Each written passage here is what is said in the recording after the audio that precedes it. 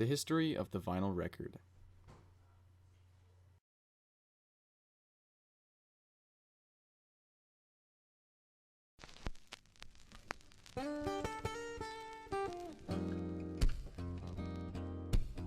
The first sound ever recorded was done by Edward Leon Scott de Martinville in 1860 on an invention called the phonograph. This date acts as the milestone for both the first ever sound recorded and the debut of audio recordings. After Edison's invention of the phonograph was finished, it inspired many other means of storage and audio recordings. After that, it was the vinyl record in 1888. A whole 74 years later, in 1964, the invention of the cassette tape started coming around. In April 1965, only 3 years later, the 8-track tape was invented.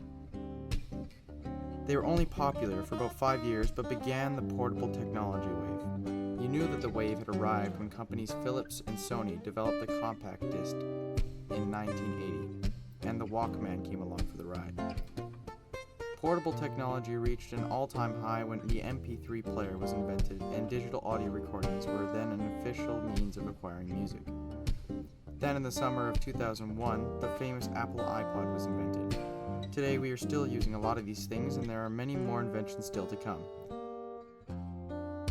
But since these are what we have now, it's fun to look at what is available. Aside from the CD, one of the most popular and traditional ways to record and listen to audio tracks is with the gramophone record, also known as the vinyl record.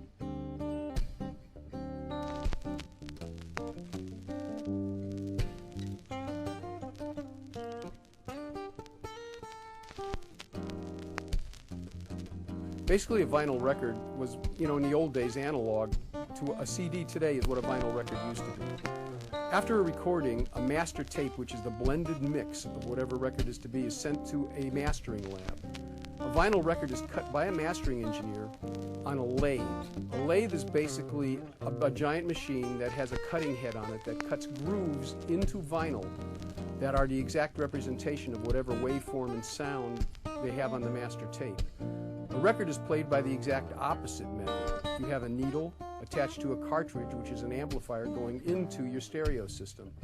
What happens is the grooves in the record vibrate the needle. The vibration in the needle causes electrical changes that represent sound waves, which are later converted into analog and going through your amplifier into speakers, coming out of the speakers, which vibrate according to what electrical impulses are sent off of the record, from the needle off of the record.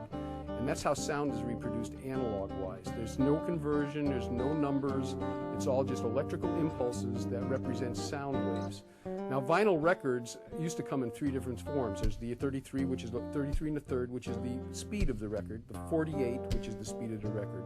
The 48 was generally used for singles, and actually, in reality, had better sound than the 33. Like a higher sampling rate today would have better sound than a lower sampling rate. When the grooves spin faster, you could put more information on it. Records are becoming very popular again. Most people think they sound better than CDs, so never forget about vinyl.